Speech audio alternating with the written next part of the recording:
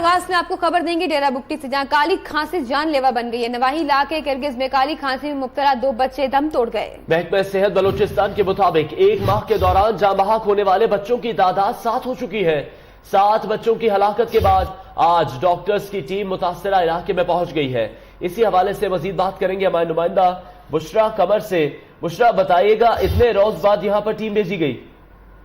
जी, यहाँ डेरा बुगटी का इलाका है करगस, जहाँ पर ये 2 बहन भाई हैं जिन्हें काफी अरसे से काली खांसी की शिकायत थी और वहाँ पर कोई सेहत का सही निज़ाम ना होने की वजह से बच्चों का बर वक्त इलाज नहीं हो सका, जिसकी वजह से ये दोनों बहन भाई जो है वो काली खांसी के बायस जाँ बहक हो गए हैं। जबकि इससे कबल भी जो है कुछ बच्चे इस काली खांसी की वजह से जाँ बहक हुए।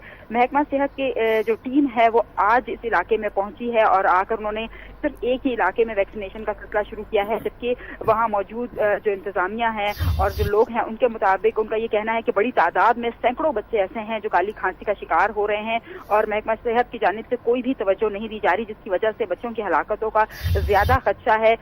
ये टीम जो है सिर्फ इस वक्त करगस के इलाके में है, जबकि जो दीगर इलाके हैं वहाँ पर ताहाल ना ही कोई टीम पहुंच सकी और ना ही कोई वैक्सीनेशन का जरिया जो है वो किया गया कि वैक्सीनेशन वहाँ पहुंचाई जाए। बच्चों की तादाद जो है इस वक्त 7 हो चुकी है जो जाँ बहक हैं, जबकि सैकड़ों की तादाद में बच्चे काली खांसी का शिकार हो रहे हैं। वालिदैन अपने बच्चों को लेकर मुख्तलिफ इलाकों की जानिब नकल मकानी भी कर रहे हैं और वो कोशिश कर रहे हैं कि किसी तरह जो है कोयटा या दीगर इलाकों की जानिब जो करीब तरीन इलाके हैं वहाँ अपने बच्चों को ले जाकर वैक्सीनेशन कर सकें।